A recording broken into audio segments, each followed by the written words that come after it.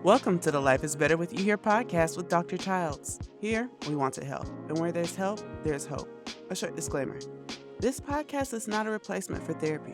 If you feel you need treatment, we strongly suggest you visit your physician or go to withyouhere.org/therapists for assistance finding a mental health provider. This episode is included in our mini-series titled Breaking the Cycle and Starting New Conversations. Some subjects in this series may trigger some or contain topics not suitable for certain audiences. Please use your discretion. Our topic for today is molestation and sexual assault. Now here's our host, Dr. Childs. Hi, and welcome to another episode of Life is Better With You Here. I am your host, Dr. Childs, and this is a second addition to our series of Breaking the Cycle and Starting New Conversations. Today, we will be talking about molestation and sexual assault. So I just want to issue a warning. This can be very heavy for some people. So just take the time to be present for this podcast. And if you need a support, reach out to somebody before sitting down to watch and listen to this. I just want you to have what you need because some of this may be triggering. And then I want you to be in a good space. If this is something you feel like you cannot watch, please don't. But if you feel you can and need support, please get the support and watch this with someone. Okay? We want you to be safe always because life is better with you here. And we just want to help you be in the best space possible. Now, with that being said, you guys know I always love to start with a guided meditation. And today, our guided meditation is called Excess Baggage. And the purpose of this excess baggage is to escape mental and physical burdens in this transformation to relaxation. All right. So let's get our minds, our bodies, and our spirits ready to relax as we take in this very important and very sensitive information. All right. So make yourself comfortable. Unbuckle your belt if it constricts your breathing, and close your eyes. Focus on your breathing with your belly. Imagine breathing in calm energy, however you imagine that to be, and breathing out negative energy. As you breathe deeply in and out, in your mind, imagine that you enter a room carrying baggage. You have bags slung on each shoulder, briefcases in each hand, and your clothes are heavy. Your muscles ache. You set all the baggage down and lie flat on the firm floor. The ceiling above gives way to a bright blue sky, and suddenly all around you are the sounds of crashing waves. You can almost smell the sea salt. The sun is low. The light is now turning orange, pink, purple, and now dark, dark blue.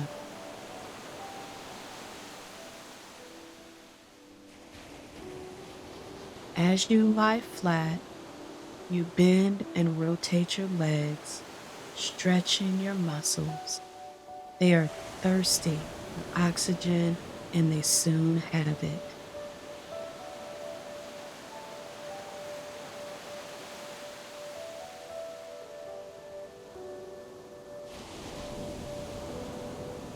Allow your arms and back to stretch long like a rubber band, reaching, arching upward. Then ease them slowly back into place. They are breathing now too.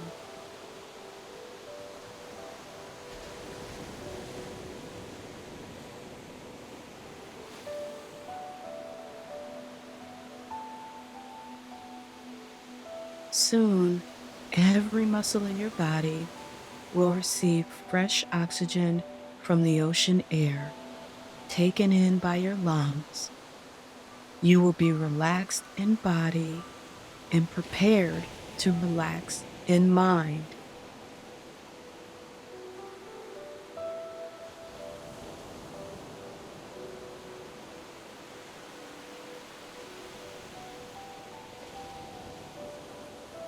You are now refreshed as you prepare to come back to the room. You have been released from your heavy burdens.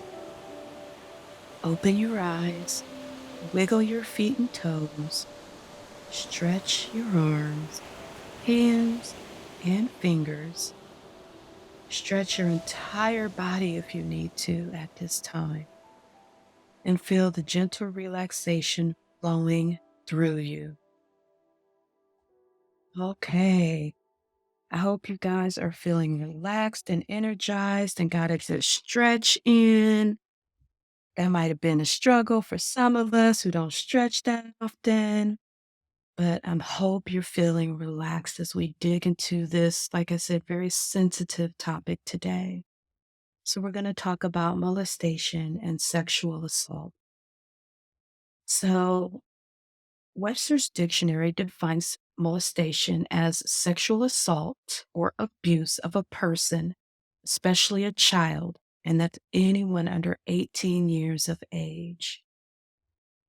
And what we're going to talk very basics about it because we want to give good information because some people may not know what molestation is, what it entails, what it means, all of those things. So we're going to hit the basics first and then we're just going to go deeper.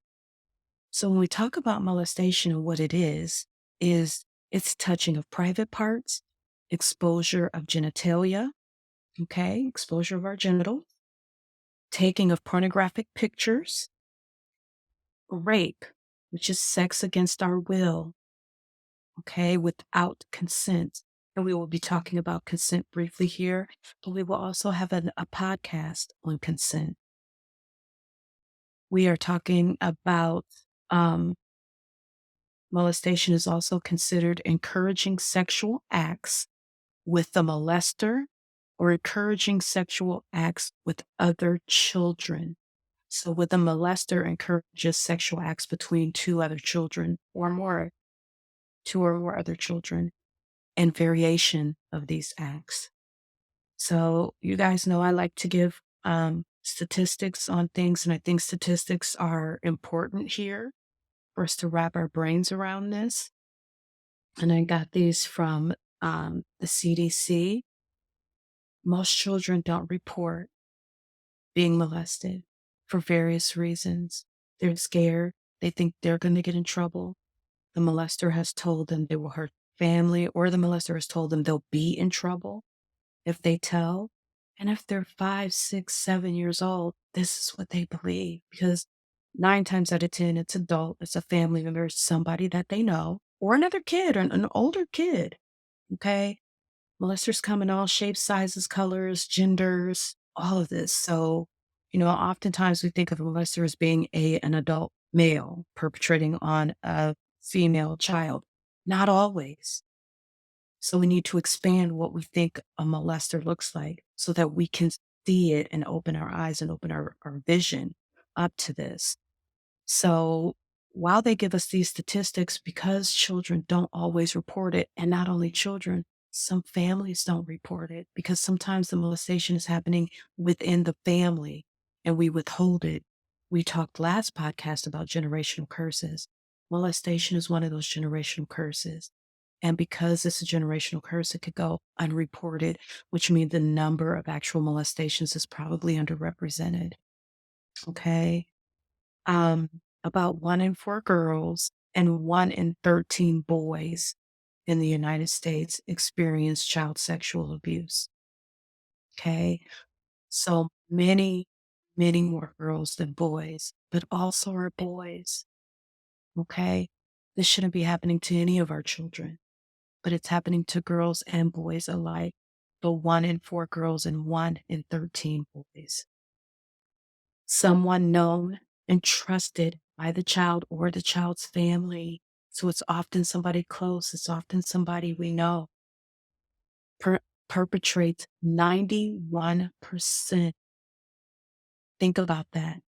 91% of molesters are somebody we know.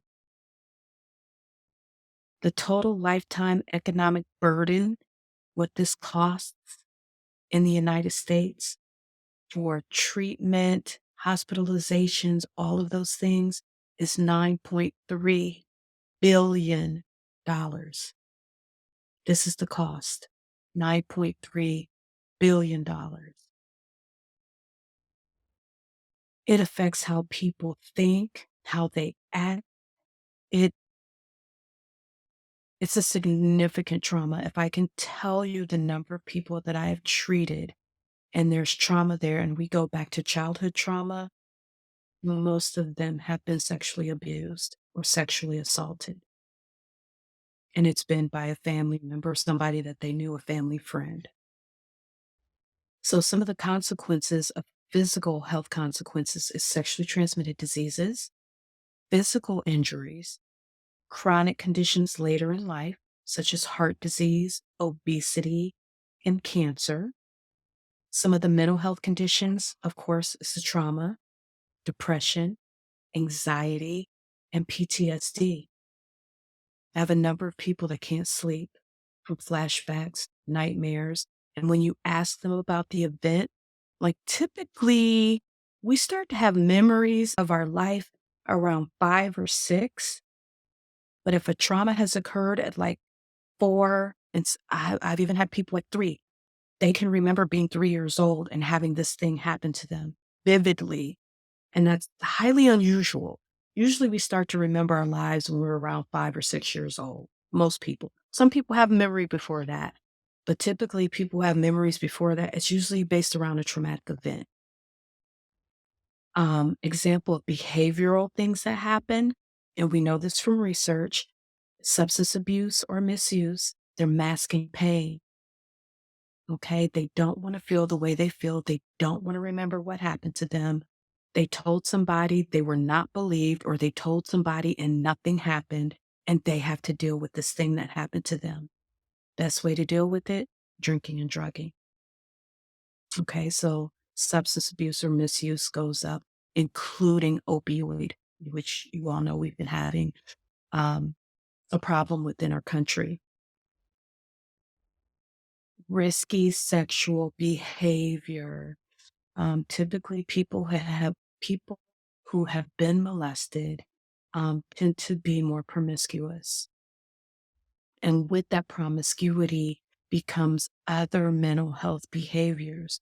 They become um, anxious. They become depressed. They experience guilt and shame because of their promiscuity. Like all of this is a trickle down effect, and it's a ripple effect for them because they've been molested. um, Meaning they have sex with multiple partners or behaviors. They're putting themselves in risky sexual situations.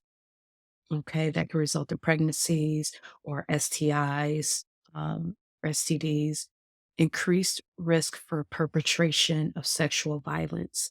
So, again, learned behaviors, generational trauma. Usually, people who have been molested have a higher risk of being molesters, of being perpetrators, learned behavior, and they are at increased risk for suicide or suicide attempts.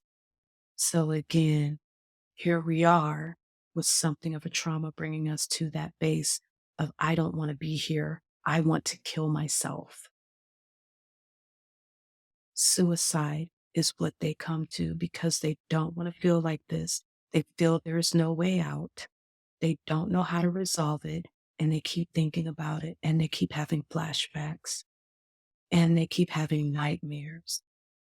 And if they were in a situation where they did not have proper help, nobody believed them, or they didn't tell because they didn't think anybody believed them, or they didn't tell because they thought they'd get in trouble, and they're holding this horrible secret, and the abuser is somebody they still have to see. We don't think about that. Or the abuser is somebody in their family, or the abuser is their parent. and they've been abused from 6 to 16, or they got pregnant from the abuse. There's all these things that could happen that could damage a person being molested and what they have to deal with. And so suicide sounds like a really good idea. But again, a permanent solution to a temporary problem. But try telling that to somebody who's been violated against their will and without their consent. And speaking of consent, a child cannot give consent. And so it wouldn't matter if they thought they were a part of it, they agreed to do it. A child cannot give consent. And depending on the state you're in, some people will say that 16 is the age of consent, depending on the state. And so you have to look at those rules as well. But for most of us, children cannot give consent. And then we'll talk about consent more when we talk on our next section, which we'll now move into, which is sexual assault. And we'll talk about consent there. But child sexual abuse, it increases their risk of future victimization.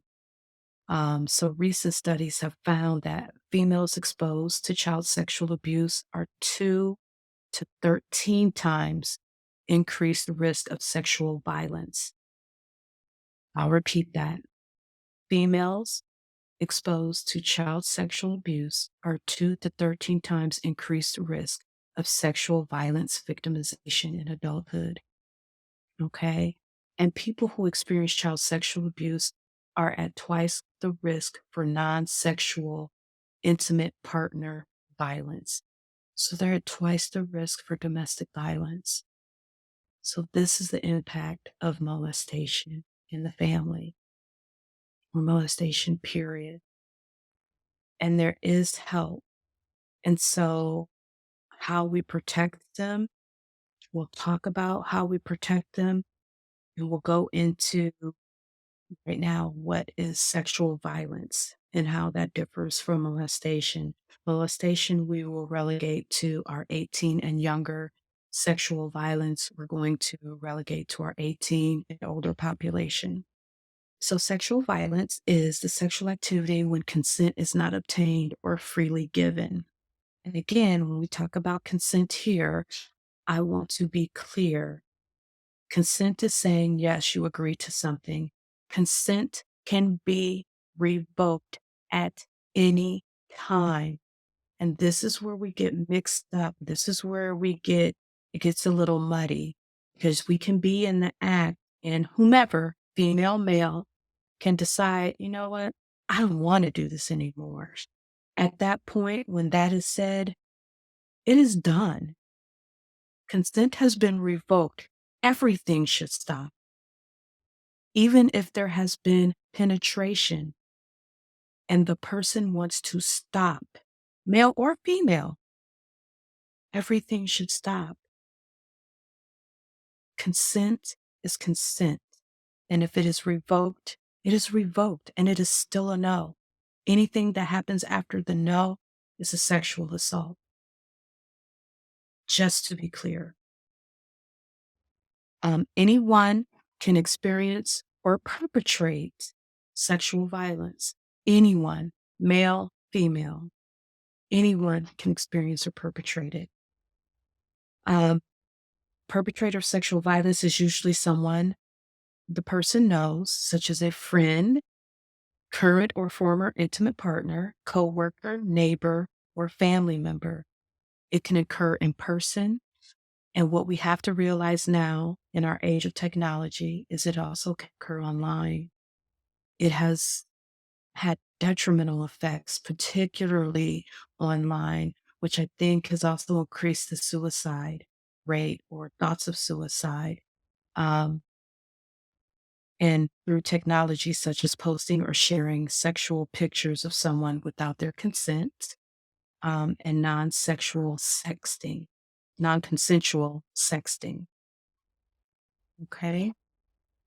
For information There is always the numerous sites on child sexual abuse as well as preventing sexual abuse, and we will provide you with that information at the end. So we want to talk about how big of a problem this is because right now it's in the news actually, very big for a particular person who was found guilty of sexual assault, ironically not rape, when technically those things are the same. Um, but it's been semantics. Research has shown that the number of people, again, as with child molestation, sexual abuse is also underrepresented. It's underreported. So the numbers are probably not representative of what really happens in the world. So sexual violence is pretty common. Over half the women and almost 1 in 3 men experience sexual violence, okay, involving physical contact during their lifetimes. 1 in 4 women and 1 in 26 men have experienced completed or attempted rape. Men do get raped as well. About 1 in 9 men were made to penetrate someone during his lifetime. And additionally, 1 in 3 women and about 1 in 9 men experience sexual harassment in a public place. Okay. Sexual violence starts early. And this is the other thing. Maybe this goes back to the molestation part and how it connects. More than 4 in 5 female rape survivors reported that they were first raped before the age of 25, and almost half were first raped as a minor before the age of 18. Again, that goes into the molestation. And we read those statistics about people who are molested will later go on to be victims of more violent sexual assaults. Nearly 8 in 10 male rape survivors reported that they were made to penetrate someone before the age of 25, and about 4 in 10 were first made to penetrate as a minor. So these things start early on and then they just progress as they're adults. Of course, people of color are more adversely and disproportionately affected. More than 2 in 5 non Hispanic, American Indian, and Alaska Native, and non Hispanic multiracial women were raped in their lifetime. And it cost $122,461 per survivor, including medical costs, lost productivity, and criminal justice wages per year per victim. So this gets very, very costly for rape survivors.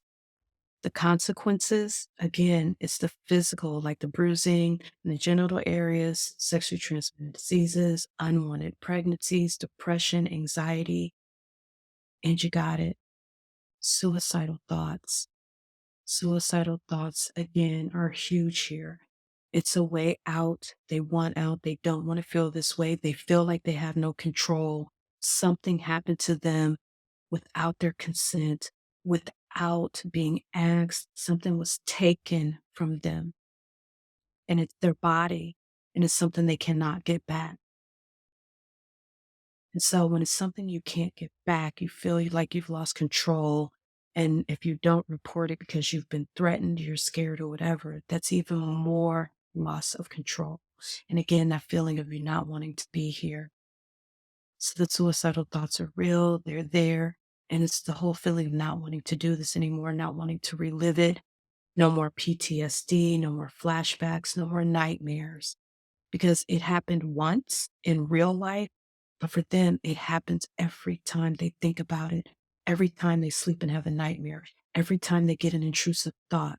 It happens over and over and over and over and over again. It is a never ending loop. Imagine not being able to get out of a dream. Imagine not being able to get out of a nightmare. And every time you close your eyes, you're right back in that scenario. So every time they close their eyes, they're right back in the rape. They're right back in the situation where they're being beaten, where they lost their autonomy, where they lost their ability to consent, they lost their voice. So suicide seems like a plausible answer, but it is not. And so we want to give coping skills. We want to give help. We want to give hope because we know that life is better with you here. And that's what we want to give you, that hope. So again, where there is help, where there is hope, there is help. So what can we do for our children? Let's start with our children because if we can go there, maybe there's not so much in the adulthood. Maybe there's not so much victimization in adulthood or perpetration in adulthood. Let's have conversations early with our children. Let's talk to them about good touch and bad touch. Even if that bad touch is coming from you.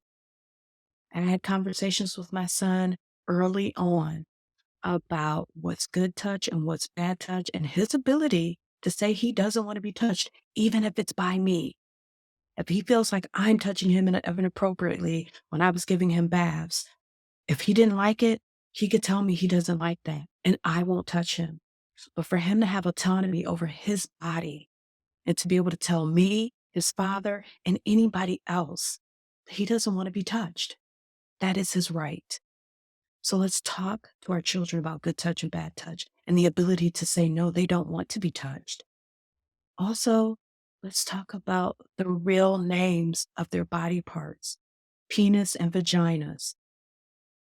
Okay? We've got to stop with the cute names with hoo-has and I don't know what else we call them, but penis and vagina. We take away power from the perpetrator of nicknaming and call. No, it's a penis and a vagina, and we're going to call it what it is. Empower your children.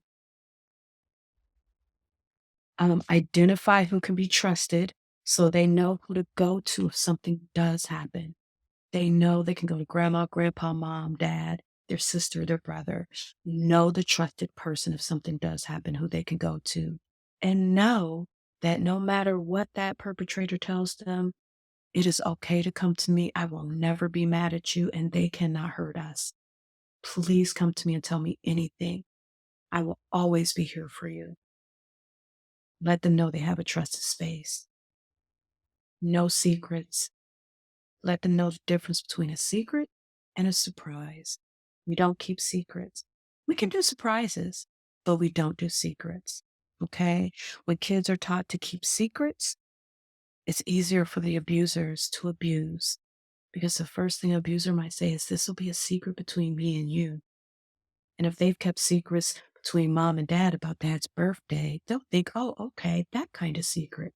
No, we're not doing secrets. We can keep a surprise for daddy because we're going to surprise daddy with the birthday cake or blah, but we don't do secrets in the family because secrets are very harmful.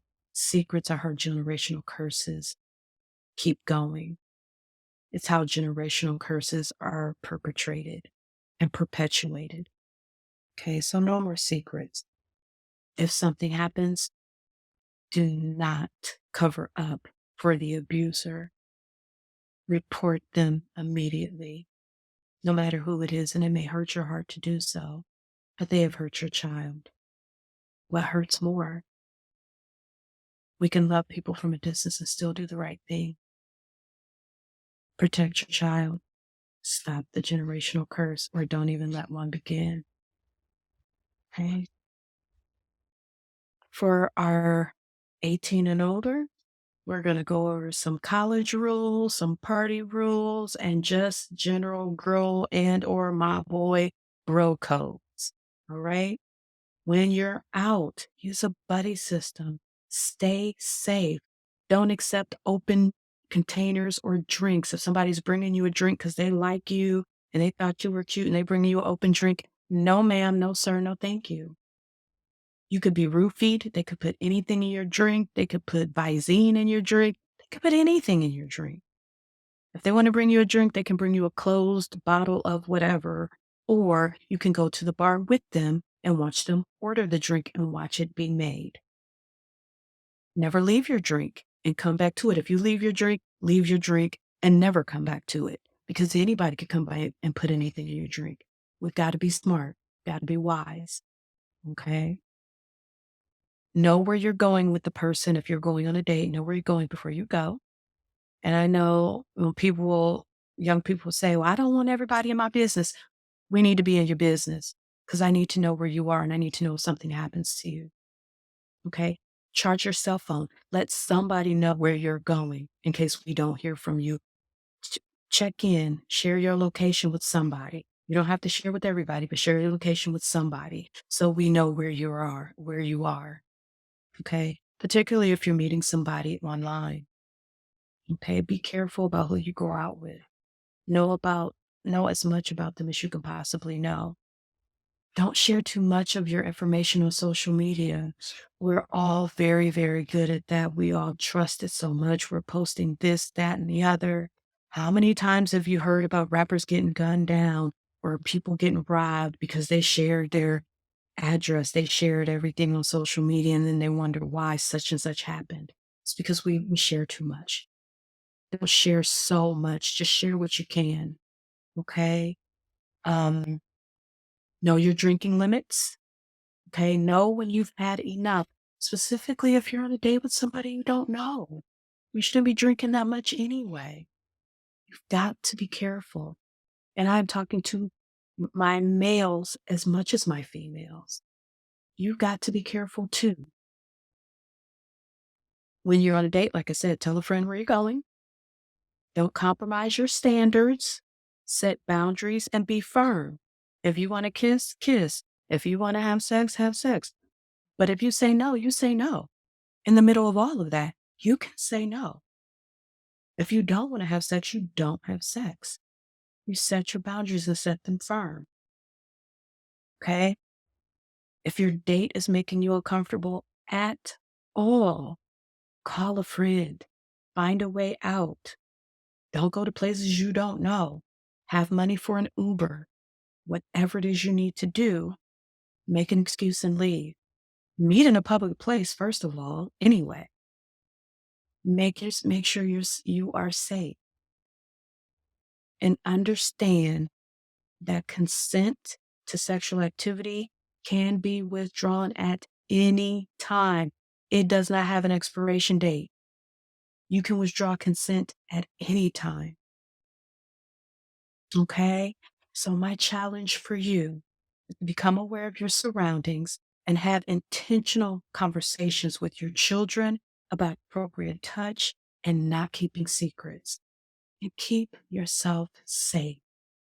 And I have 2 affirmations for you today because this is a worthy topic. The first is, I do not allow my past to control my future, and I have the ability to create the life I desire. And remember, regardless of your mental health journey, life is always better with you here. Thank you, and we hope to see you soon. Thank you for listening. This has been the Life is Better With You Here podcast with Dr. Childs. For more episodes, you can find us on Apple Music, Spotify, Google Play, YouTube, and more. We would also like to give gratitude to our sponsors, the Ohio Suicide Prevention Foundation and Global Insight Productions, without whom we wouldn't be able to do this. For more information about our sponsors, please visit ohiospf.org and globalinsightpro.com. And for more information about us, please visit our website, withyouhere.org. We look forward to seeing you next week. And if you have any suggestions for future episode topics, please leave us a comment. Also, if you or someone you love is in crisis, please call 988 or text Steve, STEVE, to 741-741 for free and confidential support 24/7.